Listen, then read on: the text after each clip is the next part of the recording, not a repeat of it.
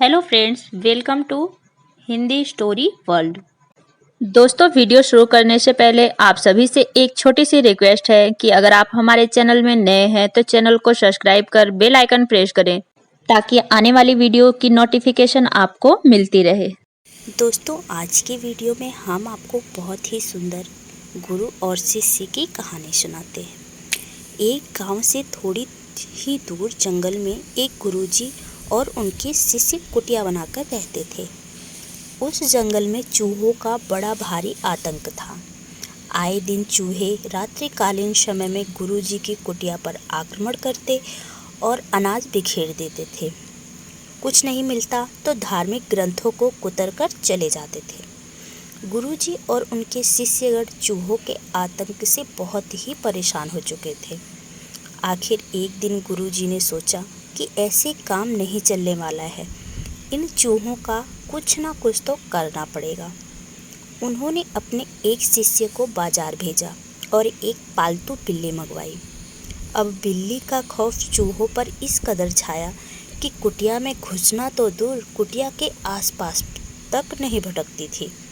बिल्ली इतनी समझदार थी कि गुरुजी के खाने के लिए दी गई सामग्री के अलावा दूसरी खाद्य सामग्री में मुंह नहीं मारती थी। बिल्ली दिन रात खुली घूमती थी, कभी यहाँ कूदती तो कभी वहाँ कूदती। वह अपनी ही मस्ती में मस्त रहती थी। चूहों से होने वाली परेशानी से छुटकारा पाकर गुरुजी ने भी चैन की सांस ली। गुरुजी को भी बिल्ली की शरारतों से बड़ा लगाव था और बिल्ली को भी गुरुजी से बड़ा प्रेम था। जब भी गुरुजी सुबह सुबह ध्यान करने बैठते तो बिल्ली भी उनकी गोद में आकर बैठ जाती थी। इससे गुरुजी का ध्यान टूट जाता था।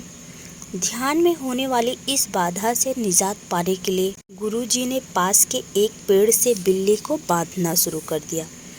इस तरह गुरुजी को बिल्ली से होने वाली परेशानी से छुटकारा मिल गया। कुछ दिनों बाद एक दिन गुरुजी स्वर्ग सिधार गए और उनका कामकाज उनके एक वरिष्ठ शिष्य ने संभाल लिया। गुरुजी को ना देखकर बिल्ली व्याकुल रहने लगी। उसने भी खाना पीना छोड़ दिया और कुछ ही दिनों में उसने भी प्राण त्याग दिए। अब नए गुरुजी भी पुराने गुरुजी की तरह सुबह सुबह ध्यान करने बैठते, लेकिन अभ्यास नहीं होने की वजह से उनका ध्यान टूट जाया करता था। ज़्यादा देर टिक ही नहीं पाते थे। नए गुरुजी ने सोचना शुरू किया कि पुराने गुरुजी ऐसा क्या करते थे कि वह लंबे समय तक ध्यान में बैठे रहते थे। पुराने गुरुजी के क्रियाकलाप पर उन्होंने दिमाग दौड़ाना शुरू किया तो पता चला कि ध्यान के समय गुरुजी एकाग्रता बनाने के लिए पास में बिल्ली को बांधते थे। इनका सोचना था कि ध्यान के समय पास में बिल्ली को बांधने से एकाग्रता बनी रहती है। बस फिर क्या था, नए गुरुजी ने अपने चेले को आदेश दिया, जाओ और बाजार से एक बिल्ली खरीद कर ले आओ। अब ये गुरुजी भी ध्यान के समय पास में बिल्ली को बांधने लगे। बिल्ली के बांधने से उन्हें बड़ी संतुष्टि हुई। पहले की अपेक्षा ध्यान के समय इजाफा हुआ।